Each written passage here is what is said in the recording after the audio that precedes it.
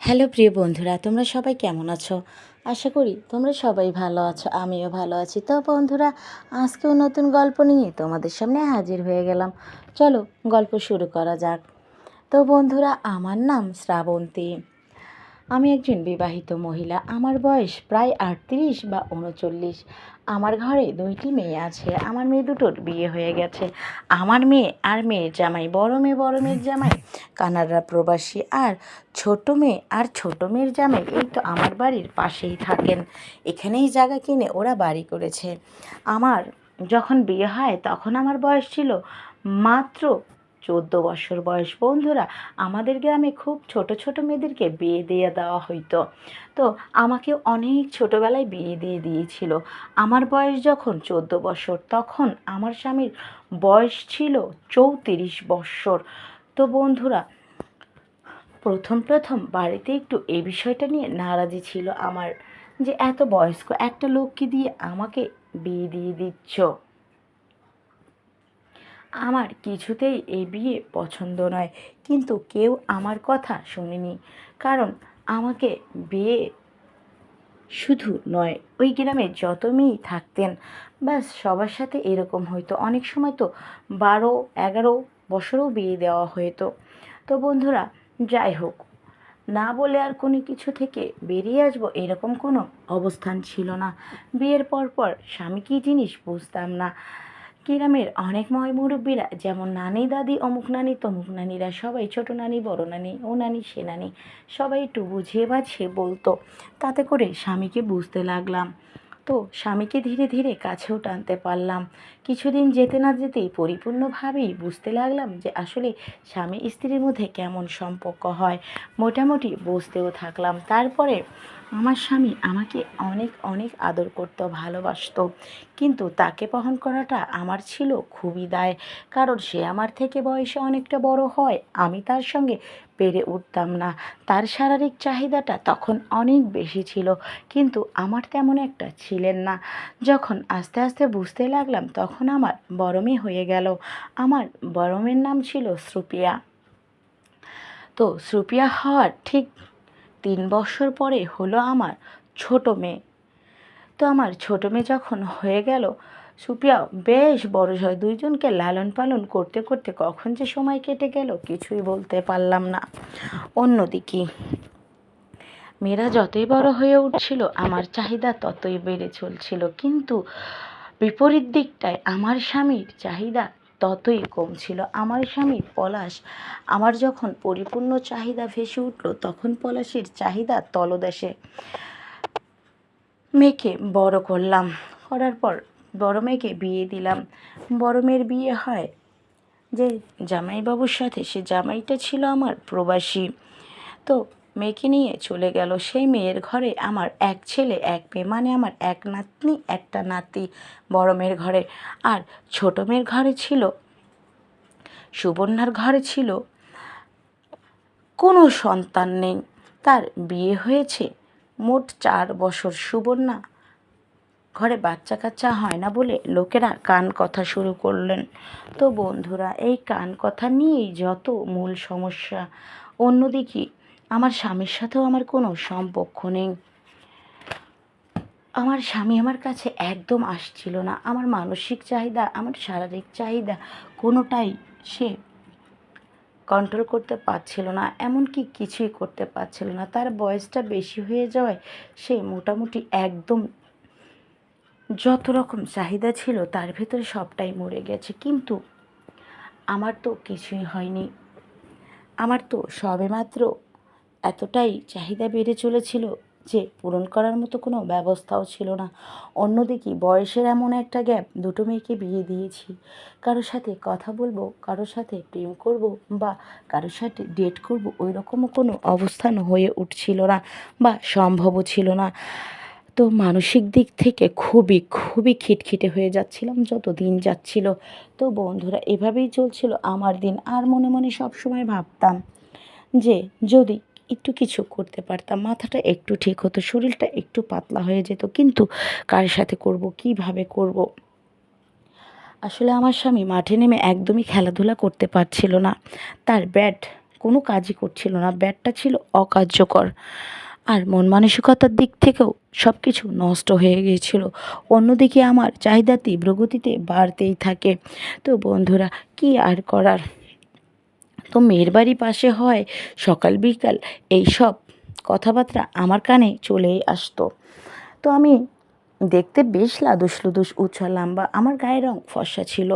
আমায় পাড়ায় বেশ কিছু ছেলেপেলেরা ছিল, আমাকে অনেক কথাই বলতো, ইস একটু যদি পেতাম, ইস একটু যদি কোনোভাবেই হাতে আসতো রে, তাহলে তো গেম সেই দিতাম রে।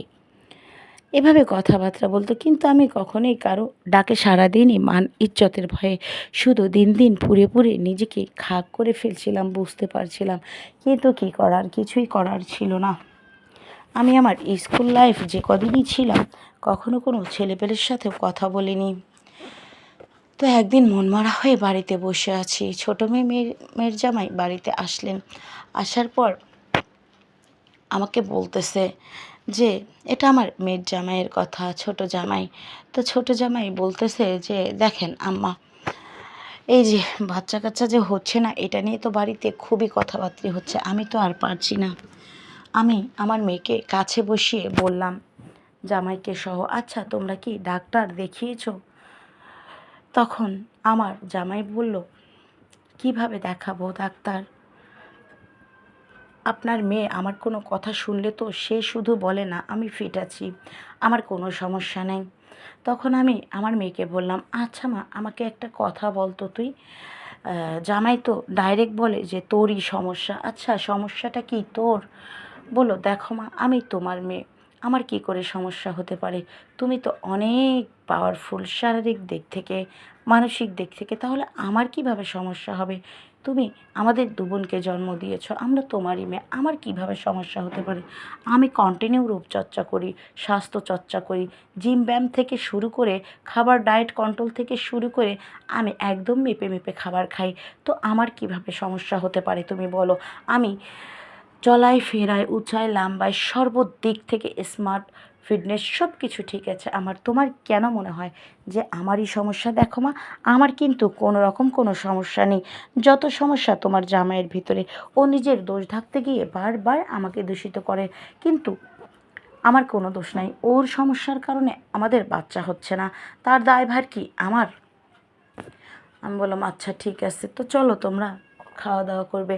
খাবার টেবিলে বসে আমি আমার ছোটো জামাইকে বললাম, আচ্ছা বাবা, একটা কথা বলো তো, তুমি এত কনফার্মলি কী করে বলতে পারো যে তোমার কোনো সমস্যাই নেই? আমার ছোটো জামাই আমাকে বলল, আমি একদম কনফার্ম হয়ে বলছি আমার কোনো সমস্যা নেই। তাছাড়া আপনার মেয়েকে জিজ্ঞাসা করেন না আমি মাঠে ওকে কতটা সময় দিই। তখন আমি টিপ টিপ করে একটু খাবারের টেবিলের দিকে তাকিয়ে আবার মেয়ের দিকে তাকালাম।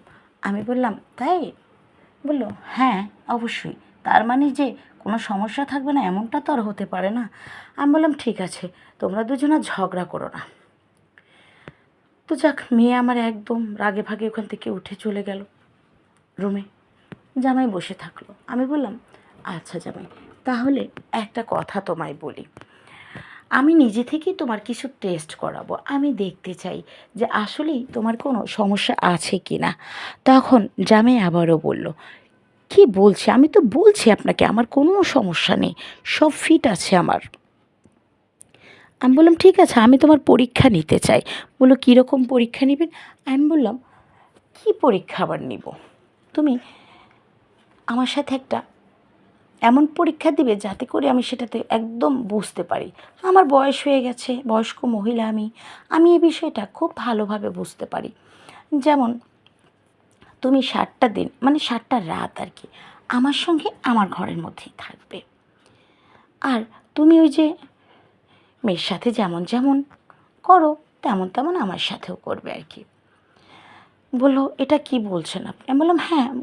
তখন আমার মেয়ের জামাই বলে, না না, এটা আমি কোনো অবস্থায় করতে পারবো না, আপনি আমার শাশুড়ি, আপনাকে আমি আমার মায়ের মতো জানি, আমি এটা কখনোই করতে পারবো না। আমি উত্তরে আমার জামাইকে বলি, কেন পারবে না তুমি এটা করতে? তোমাকে এটা করতেই হবে, তাছাড়া বুঝবে কী করে সমস্যা কার? ওই যে পানি আছে না বাবা, পানিটা যখন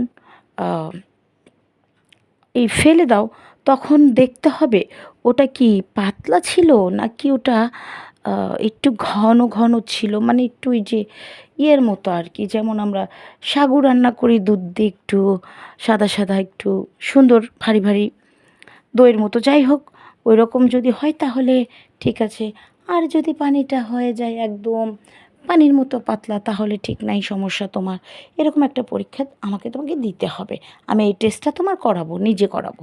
হ্যাঁ, তো যাক, এভাবে বলতে বলতেই ব্যাস জামাই ওখান থেকে উঠে গেল। উঠে যাওয়ার পর মেয়ের ওখানে যায় বক বক বক বক করতেছে, ওরা কথাবার্তা বলতেছে দুজন, আমি ওখানে চলে গেলাম। তখন আমি আমার মেয়েটার সামনেই বললাম, জামাইকে বললাম এবার টেস্টটা আমিই করাই, কিন্তু দেখ তো জামাই রাজি হচ্ছে না। তখন মেয়ে আমাকে বলল, তুমি করাবে টেস্ট? আমি বললাম হ্যাঁ, আমি টেস্ট করাবো, যাতে করে আমি সম্পূর্ণটা বুঝতে পারি আসলে সমস্যাটা কার, তোর না জামাইয়ের। তখন আমার মেয়ে আমাকে বলল, আচ্ছা মা ঠিক আছে তাহলে করো না, মানা করেছে। এখন আমি বললাম, জামাই মানা করলো, আবার কে করলো? জামাই বলতেছে আমার দেখানো পথে নাকি টেস্ট করানো যাবে না। তখন আমার মেয়ে জামাইকে বলল, দেখো তুমি যদি এই টেস্ট না করাও নিঃসন্দেহে তোমারই সমস্যা, যার কারণে তুমি করাচ্ছ না। আমি বললাম হ্যাঁ ঠিকই বলেছে আমার মেয়ে। তখন জামাই রেগে ভেগে বললেন, আচ্ছা আচ্ছা ঠিক আছে, আপনার কথাই হবে, করাবো টেস্ট।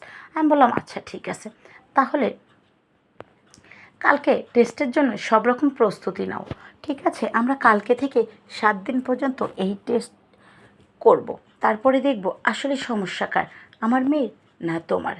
অন্যদিকে আমার খুবই খারাপ লাগছে, যেন কি আগুন জ্বলে জ্বলে উঠছে গায়ের মধ্যে, নিজেকে আর কন্ট্রোল করতে পারছে না। আর আমার স্বামী সে তো লাপাত্তা, সেই যে গ্রামে গেল আর আসার খবর নেই। এখন তো বুড়ো হয়ে গেছে, দেশের বাড়িতে কিছু জমা জমি আছে। আমরা যেহেতু আগে গ্রামে থাকতাম, গ্রামের মেয়ে, আমার স্বামীর সঙ্গে আমি এখন বহু বছর ধরে শহরেই থাকি। এখানেও তো বাড়ি কিনেছে আমার স্বামী, তাই এখানেই বেশিরভাগ থাকা পড়ে। তাই 2 মেয়েকে এখানে লেখাপড়া করে আমি এখানেই ছিলাম, তো স্বামী তো নেই, কী আর করব, একে একে রাত কাটাতে হচ্ছে। যাক, পরের দিন সকাল হলো, হওয়ার পর সকালে নাস্তা দিলাম, দেওয়ার পরে আমি আমার জামাইকে বললাম, কি সব কিছু রেডি করছো তো? বললো হ্যাঁ মা, সব কিছু রেডি করছি, কোনো সমস্যা নেই। এই বলে আমি রান্নাঘরে চলে গেলাম। সকালে ওদেরকে সবাইকে নাস্তা দিয়ে আমি রান্নাঘরে চলে যেয়ে দুপুরে খুবই ভালো ভালো খাবার বানালাম। বানানোর পর আমি সব খাবার টেবিলে সার্ভ করে দিলাম। দেওয়ার পর আমরা সবাই গা গোসল ধুয়ে আসলাম। আসার পরে সবাই একসঙ্গে খেলাম। খাওয়ার পর আমি বললাম, ঠিক আছে সবাই রেস্টে যাও। আমার মেয়ে উঠে চলে গেল। জামাইকে বললাম, কি জামাই, সবটা ঠিক আছে তো? গোসল তো করে আসলে, সব কিছু ঠিকঠাক করে নিয়েছো তো? মানে ওই যে সেভিং ক্লিন আর কি। বললো হ্যাঁ ও সব হয়ে গেছে। আমি বললাম গুড, ঠিক আছে, আজকে খুব ভালোভাবে তোমার টেস্ট করাবো আমি, হ্যাঁ, যাতে করে সঠিক যে তথ্য সেটাই সামনে আসে। তখন আমার জামাই বারবার রেগে যাচ্ছিলেন, বলছিলেন, আমি বললাম তো আমি ঠিক আছি, কোনো সমস্যা নেই, আপনি খামাখাই এত টেনশন নিচ্ছেন। আমি বললাম খামাখা না, আমি টেনশন নিব না তো কে নিবে বলো? এই বলে তখন আমরা দুপুরে খাওয়া দাওয়া শেষ করে সবাই যার যার রুমে রেস্টে চলে যাই। আমি আমার মোবাইলটা হাতে নিয়ে ওসব দেখছিলাম, বিশাল স্টাইলি ওইসব মুভি দেখতে লাগলাম। দেখতে দেখতে দেখতে দেখতে বেশ কিছুটা সময় হয়ে গেল, আমার আর ভালো লাগছে না। আমি মোবাইলটা বন্ধ করে নিজেই নিজের যন্ত্রণা ভুগতে শুয়ে মোটামুটি একটু চোখটা লেগে গেল। তারপর উঠতে উঠতে একদম সন্ধ্যা হয়ে গেল। সন্ধ্যার সময় উঠেই আমি ওদেরকে নিয়ে কফি খেলাম। খাওয়ার পর রাতের খাবার দাবার গরম টরম করে টেবিলে রেখে দিলাম, দিয়ে টিভি দেখছিলাম। ওরাও বসে আসছে আমার সঙ্গে, বসে বসে অনেক কথা বললাম। আমার মেয়েকে বললাম, কী রে মা, তোর কোনো সমস্যা নেই তো? আসলে আমার মেয়েটা একটু অন্যরকম ছিল, একটু উগ্রতা ছিল, তো তেমন ভালো কিছু বুঝতো না। তো বললো, না না আমার কি সমস্যা আছে মা বলো তো? এমনিতে যদি টেস্টটা তুমি করাবা, ঘরের কথা ঘরেই থাকবে, বাহিরে যাবে না। বাহিরে যদি এসব নিয়ে কানাকানি কথাকথি হয় তাহলে তো বাইরের মানুষ এমনিই লেগে পড়ে আছে আমাদের সাথে। তার উপরে কি বলবে জানো? হ্যাঁ হ্যাঁ হ্যাঁ ওদেরই সমস্যা, এই সেই যোগ হয়ে আছে, এটা হয়েছে সেটা হয়েছে, হ্যাঁ ব্যাটি নাই, এই ধরনের কথাবার্তা বলবে। তো দরকার নাই মা, ঠিক আছে? কাজে তুমি করে নাও, সেটাই সব থেকে বেটার হবে। আমি বললাম আচ্ছা ঠিক আছে, কোনো সমস্যা নেই তো। তখন আমার মেয়ে বললো কোনো সমস্যা নেই মা, চলো তো, আমার কাজ আছে। এই বলে আমার মেয়ে প্রত্যেক দিন 9টায় জিমে যায়। সে জিমে চলে গেল। জিম থেকে সে 10টা, 10:30টায় বাসায় আসে। আসার পর আমি, আমার জামাই আর আমার মেয়ে ফ্রেশ হয়ে আসলো। আসার পর আমরা খাওয়া দাওয়া করলাম। মেয়ে জিমে চলে যাওয়ার ফাঁকা অংশটা কী করেছিলাম, জামাইয়ের সঙ্গে বসে বসে গল্প করছিলাম। আমি বললাম আচ্ছা জামাই, তুমি কিসের আপত্তি করছো, যেখানে আমি নিজেই বললাম তোমাকে এই টেস্টটা আমি নিজে নিতে চাই। কেন 4টা বছর ধরে চেষ্টা চলছে, তোমার বাচ্চা হয় না? আমার মেয়ের কোনো সমস্যা হতে পারে না, ও তো আমার মেয়ে, আমার কোনো সমস্যা নেই, আমার মেয়ের কিসের সমস্যা আসছে? এই ধরনের অনেক আলোচনায় রীতিমধ্যে আমার জামাইয়ের সঙ্গে আমার হয়ে গেছে। কিন্তু সে বারবার আমার মেয়ের কথাই আমাকে বলছিল। তারপরে এক পর্যায়ে বললো ঠিক আছে ঠিক আছে, আজকে আপনিও বুঝতে পারবেন, আপনার কাছে আমি টেস্ট দিয়েই ঠিক প্রমাণ করে দিব যে আমার কোনো সমস্যা নেই। এত কনফিডেন্স নিয়ে যে কথা বলছিল, এই কথা শুনে আমার না খুবই খুবই খুশি লাগছিল যে আসলে কিছু তো আছে যার কারণে এত কনফিডেন্স নিয়ে কথা বলে জামাই। যাই হোক, তো ফাইনালি মেয়ে চলে আসলো। আসার পরে আমরা খাওয়া দাওয়া করলাম। খাওয়া দাওয়া করে মেয়ে ওর ঘরে চলে গেল, কানের মধ্যে হেডফোন লাগিয়ে গান শুনতে শুনতে চলে গেল। যাওয়ার পরে এভাবে করে উঠলাম। জামাই বলল হ্যাঁ হ্যাঁ সব মনে আছে। তারপর খাওয়া দাওয়া শেষ করে ডাইরেক্ট আমার ঘরের মধ্যে জামাই চলে আসলো। আসার পরে আমি বললাম কি প্রস্তুত আছো তো, কোনো সমস্যা নেই তো বাবা জামাই? বললো না না, কী সমস্যা থাকবে, তাছাড়া আপনাকে টেস্ট দিতেই হবে, সমস্যার আর কি আছে? কিন্তু আপনি যেটা ভাবছেন আপনি আজকে ভুল প্রমাণিত হবেন, আপনার মেয়ের মধ্যেই সমস্যা, সেটাই প্রমাণ হবে। আমি বললাম ঠিক আছে, আগে টেস্ট পরীক্ষাটা দিয়েই নাও, দেখি কার সমস্যা সে তো আজকেই বোঝা যাবে। তারপরে আমার জামাই আমাকে বলল আচ্ছা ঠিক আছে, একটা লুঙ্গি পরলে ভালো হতো। আমি বললাম হ্যাঁ পরে নাও, ওই তো তোমার শ্বশুরের কত লুঙ্গি। ও একটা লুঙ্গি পরে নিল, ওকে দেখতে বেশ দারুণ লাগছিল। আমি দেখতেই থাকলাম। তারপরে আবারও জিজ্ঞাসা করলাম বাবা তুমি পারবে তো, বুঝো কিন্তু খামাখা। তখন না বলতেই খুব রেগে গেলেন জামাই। বলল আর রাগাবেন না আমাকে, দেখেন না পারি না না পারি, আপনি আমাকে বারবার মিথ্যা অপবাদ কিন্তু দিচ্ছেন। টেস্ট তো হয়েই যাবে আজকে, আর সেটাতে আমি ঠিক প্রমাণিত হব। আমি বললাম ঠিক আছে দেখা যাবে। তারপরেও খুব সুন্দর করে আমার পাগুলোতে আদর করতে থাকে, আর আমার খুবই ভালো লাগলো। মনে হলো বহু বৎসর পর আবার সেই স্পর্শ পেলাম আমি, আবারও সেই শিহরণ, খুবই ভালো লাগতে লাগলো। তারপরে আমি জামাইকে বললাম কি জামাই, এখনও বলছি পারবে তো, ছেড়ে দাও, হার মেনে নাও। তখন জামাই রেগে গেল, বলল যে ঠিক আছে দেখছি। আপনি আমাকে কিন্তু রীতিমধ্যে খুবই খুবই রাগায় দিছেন। আমি বললাম দুষ্টমি করছি, বোকা ছেলে। এই কথা বলতেই সে ধীরে ধীরে ধীরে ধীরে আমার অনেক নিকট আসতে থাকেন, এবং যখন মোটামুটি আরও নিকটে আসলো তখন আমি তাকে আবারও একটু চেতানোর জন্য বললাম এখনও সময় আছে, হার মেনে নাও, তুমি পারবে না। আমার মনে হচ্ছে কেন জানি ওই কিছু করার আগেই বা খাওয়ার আগেই পানি পড়ে যাবে। তখন আমার জামাই রেগে টেগে একদম ফায়ার। ও কী করলো, আমার কাপড়টা না এক হাত দিয়ে ধরে এভাবে একটা টান মেরে ফেলে দিল। তারপরে সাথে সাথে জন্মদিনের পোশাক দিয়ে আমায় ঢেকে দিল। আমি তো অবাক, ওমা এত খেপেছে। আমি বললাম সমস্যা নেই, জন্মদিনের পোশাকে আছি তাতে কী হয়েছে। এখনও বলছি মাঠে নেমে তুমি ঠিকঠাক মতো বোলিং করতে পারবে তো? ব্যাট ধরার সিস্টেম, ব্যাট চালানোর সিস্টেম সব কিছু তুমি জানো তো? ওমা, এই কথা বলতেই তখন আর জামাই কিছুই বললেন না। না বলে কী করলো, ডাইরেক্ট মাঠে খেলার জন্য নেমে গেল। আর আমি এত বছর পরে সেই সুখ, সেই শান্তি, সেই রকম আনন্দ উপভোগ করলাম, যা বলে আর বোঝাতে পারবো না। তো এত ভালোভাবে সে ব্যাট বল করে, সে যে মাঠে এত ভালো খেলোয়াড় তা তো আমি জানতামই না। হ্যাঁ, মোটামুটি সেই রাত 12:30 থেকে শুরু করে ভোর 6টা বেজে গেছে। যখন ঘড়িতে ঠিক 3:45 বাজতে ছিল, আমি বললাম, জামাই, আমি একটু বাথরুমে যাব, আমার একটু 1 নাম্বার পেয়েছে। তখন বলল, না না, কোথাও যাওয়া হবে না, পুরো খেলার মজাটা উপভোগ করতে হবে আপনাকে, কারণ আপনি অনেক ইনসাল্ট করেছেন আমার। আমি আপনাকে আগেই বলেছিলাম যে আমার কোনো সমস্যা নেই, সব সমস্যা আপনার মেয়ে। আমি বললাম, 1 নাম্বারে যে আছি আমি, কী করব বলো, একটু যেতে দাও না আমাকে। আমি বুঝতে পেরেছি তুমি যে ঠিক আছো, সমস্যা এখনই কি বুঝবো, এখনও তো বেশ কয়টা দিন টাইম আছে, কিছু বোঝা যাচ্ছে না। তাছাড়া এখনও তো পানি পুনি কিছুই পেলাম না।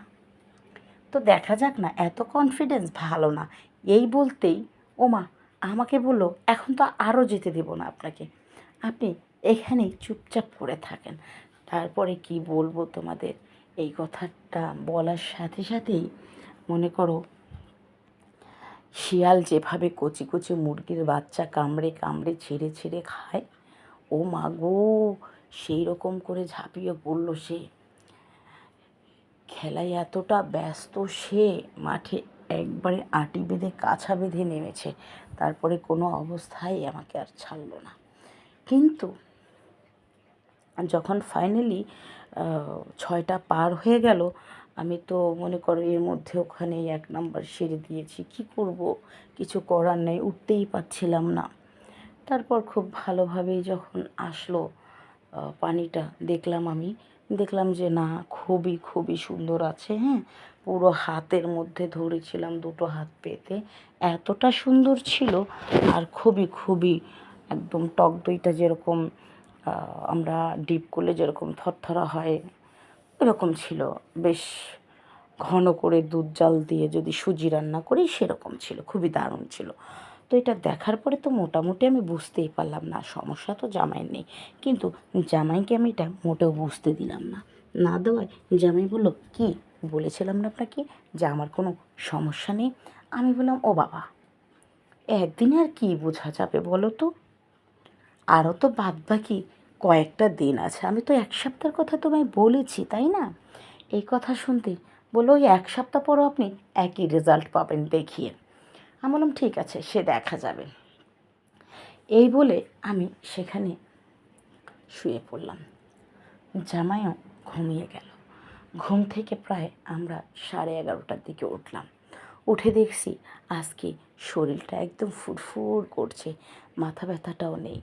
আর শরীরটা এতটা পাতলা, বহু বছর পর এরকম সুখ, আনন্দ, শারীরিক শান্তি ফিল করছি আমি। আমার অনেক ভালো লাগছে, খুব আনন্দ লাগছে। যখন আমার প্রথম প্রথম বিয়ের কিছুদিন পর হলো, যখন থেকে আমি স্বামী বুঝতে শিখছিলাম, ঠিক তখনকার অনুভূতিটাই আজ বহু বছর পর আমার মধ্যে জেগে উঠেছে। অনেক ভালো লাগলো আমার, মনে মনে একটা আত্মতৃপ্তিও পেলাম যে আসলে যেটা হয়েছে ভালোই হয়েছে।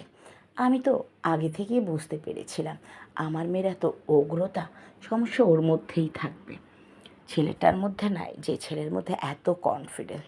যাই হোক বন্ধুরা, এভাবেই আজকের রাতটাও আবার শুরু হয়ে গেল। এরা তো আমরা খুব সুন্দর করে, আবার জামাই মাঠে নেমে ব্যাট বলিং করলো, খুব সুন্দর করে খেলা করলেন। আমি তার এই পারফরমেন্সে খুব খুব খুশি আর আনন্দিত।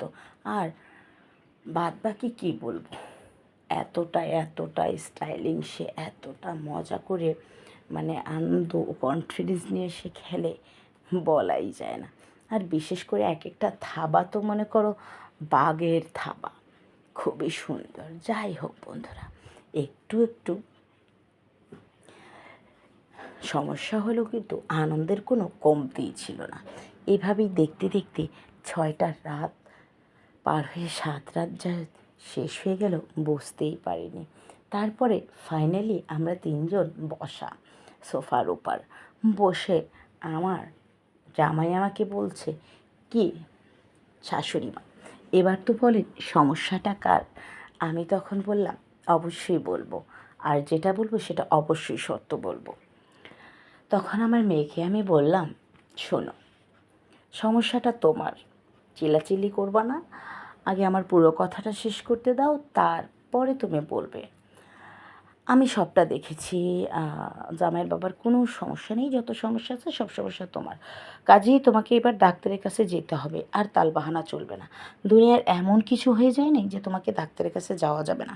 কারণ আমার মেয়েটা কখনোই ডাক্তারের কাছে যাইতে চাইতেন না, আর খুবই খুবই ওর খারাপ লাগতো এই ডাক্তারের বিষয়টা নিয়ে। এই দিকটা থেকে আমি ছোটোবেলা থেকেই মানে ওর এই সমস্যা ফেস করে আসছি। তো ছোটো থাকতে খুব কষ্ট হইতো নিয়ে যাইতে আসতে, তারপরেও ছোটো ছিল, নিয়ে যেতে পারতাম, আনতে পারতাম। তো এখন তো বড় হয়ে গেছে, জোর করে নিয়ে যেতে পারি না। তো ফাইনালি আমি ওকে নিয়ে একটা প্রাইভেট ক্লিনিকে গেলাম, ওর ট্রিটমেন্ট শুরু করলাম।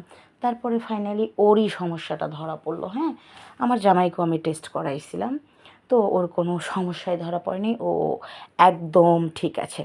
যখন আমরা রিপোর্টগুলো হাতে পেয়ে গেলাম, আমার জামাই বাবা আমাকে বলছে, কি শাশুড়ি মা, বলেছিলাম না আপনার মেয়েরই সমস্যা, এই জন্যই আমাদের বাচ্চা হচ্ছে না। তো আমি বললাম, হ্যাঁ বাবা, তুমি ঠিকই বলেছো।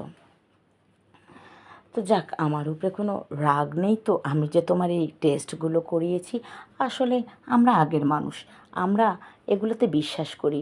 এই যে একটা পাতলা ঘন, এতে করে অনেক কিছু বোঝা যায়।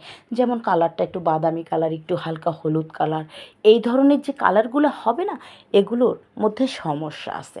ঠিক আছে, আর যেটা একদম ফ্রেশ হবে, একদম ফ্রেশ সাদা হবে, এবং সেটা অবশ্যই দইয়ের মতো হবে ঘন, সেটা একদম ফ্রেশ এবং ভালো, তাতে কোনো সমস্যা নেই। হুম, তো এই কারণে আর কি মূলত এটা করেছিলাম। যাই হোক, বললো ঠিক আছে ঠিক আছে, আমি তো কিছু মনে করিনি, আমি তো বরং খুবই খুবই আনন্দ পেয়েছি। কেন জানেন? আমি জিজ্ঞাসা করলাম, কেন বলো? বললো, আপনার মেয়ে তো অত শত কিছু বুঝেনি বা বুঝতে পারছেও না, আমি কিন্তু এক ঢিলে দু পাখি মারার মতো কাজ হয়ে গেছে। আমি বললাম, যেমন? বলল, বিয়ে করেছি মেয়েকে, সাথে তো মাকেও পেয়ে গেলাম, তাই আমি খুবই আনন্দিত, সেটা টেস্টের ছলে হোক বা কিছুতে হোক। আমি বললাম, তাই? যা বলো না। মনে মনে ভাবছিলাম, তুমি ছলে কি পেয়েছো? আমি তো ছলে তোমায় কাছে এনেছিলাম, কারণ কিছু করার যে ছিল না, আমিও নিরুপায় ছিলাম। যাই হোক বন্ধুরা, তো পরপর 3 মাস আমার মেয়ের ট্রিটমেন্ট চললো। চলার পর ডাক্তারের কিছু টিপস ছিল, তো টিপস অনুযায়ী আমার মেয়ের ট্রিটমেন্ট হওয়ার পর তারা ফাইনালি মানে বাচ্চা কাচ্চার মুখ দেখতে পেলেও সুখবর এলো আমাদের বাড়িতে, যে আমার মেয়ে নাকি অন্তঃসত্ত্বা। তো এইটা নিয়ে তো অনেক আনন্দ আর আনন্দ। তো বছরখানেক ঘুরতে না ঘুরতে আমাদের ঘরে একটা ফুটফুটে সুন্দর একটা নাতনি চলে এলো। তো বন্ধুরা, আমার মেয়ের জামাই এবং আমার নাতনিরা সবাই খুব সুখে দুঃখে আছে, সুখে আছে। আর হচ্ছে ওর শ্বশুর বাড়ি থেকে তো একদম আনন্দে আত্মহারা সবাই। আসলে আমার মেয়ের যে ছেলেটার সঙ্গে বিয়ে হয়েছে, আমার মেয়ের জামাই ছোট, ওদের পরিবারে ওই কেবল একমাত্র সন্তান, আর কেউ নাই। ওকে আগে বংশ বৃদ্ধি করতে হতো, এই জন্য কিছু দায়বদ্ধতা ছিল। তো যাই হোক বন্ধুরা, মেয়েও সুখে থাকলো, আমিও সুখে থাকলাম আমার মতো। আর বড় মেয়েটা তো ওই 4-5 বছর পর পর আসে। তো বন্ধুরা, আজকের গল্প এখানেই শেষ করছি। দেখা হবে পরবর্তী কোনো নতুন গল্পের সাথে। গল্পটি তোমাদের কেমন লাগলো অবশ্যই কমেন্ট করে জানিয়ে যাবে। আর কেমন গল্প শুনতে চাও তাও কমেন্ট করে জানিয়ে যেও। আর যদি আমার গল্পগুলো তোমাদের ভালো লাগে, লাইক, কমেন্ট, শেয়ার, সাবস্ক্রাইব করে আমার পাশে থেকো। আজকে বিদায় নিচ্ছি।